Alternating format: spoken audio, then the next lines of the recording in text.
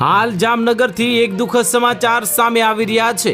જામનગરમાં દ્રશ્યમ ફિલ્મને પણ આંટી મારી તેવી એક ભયાનક મર્ડર મિસ્ટ્રીનો પર્દાફાશ થયો છે। પુરુષમાં પ્રેમમાં આંધળી બનેલી પત્નીને પ્રેમી સાથે મળીને પતિની હત્યા કર્યા બાદ કારના નાના ડેમાં 10 ફૂટ ઊંડાવે ખાડામાં લાશ દફન કરી દીધી હતી અને પતિ કમાવા માટે ઓસ્ટ્રેલિયા ગયો હોવાની સ્ટોરી ઘડી કાઢી હતી। જો કે 2 વર્ષ બાદ પાપનો ભાંડો ફૂટ્યો હતો અને પત્નીની કાનૂની સિકંજામાં આવી ગઈ છે। આ હત્યાકાંડનો ચોંકાવનારો ભેદ 2 વર્ષ બાદ ઉકેલાતા ભારે ચકચાર મચી છે।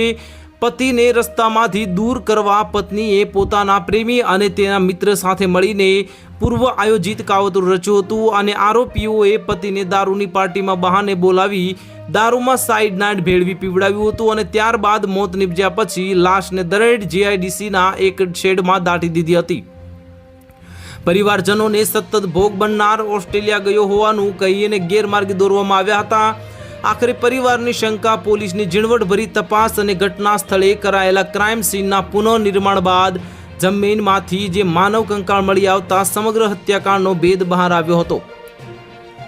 આ બનાવ અંગે મૃતક જિગ્નેશ ધરમસિંહભાઈ માવદિયા જે પ્રજાપતિ કુંભારના ભાઈ અશોકભાઈ ધરમસિંહભાઈ માવદિયાએ સિટી બી ડિવિઝન પોલીસ મથકે ફરિયાદ નોંધાવી છે અને ફરિયાદ મુજબ જિગ્નેશ પ્રેમ લગ્ન કર્યા હતા અને તેને 2 પુત્રીઓ છે।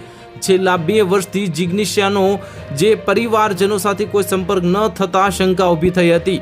તો હાલ માટે આટલું। જો મળીશું નવા અપડેટ સાથે। જો તમને અમારા વિડીયો પસંદ આવતા હોય તો વિડીયોને લાઇક કરી દેજો, ચેનલને સબસ્ક્રાઇબ કરી બાજુમાં આવેલા બેલ આઇકનને દબાવી દો જેથી તમને આવા સમાચારની અપડેટ મળતી રહે।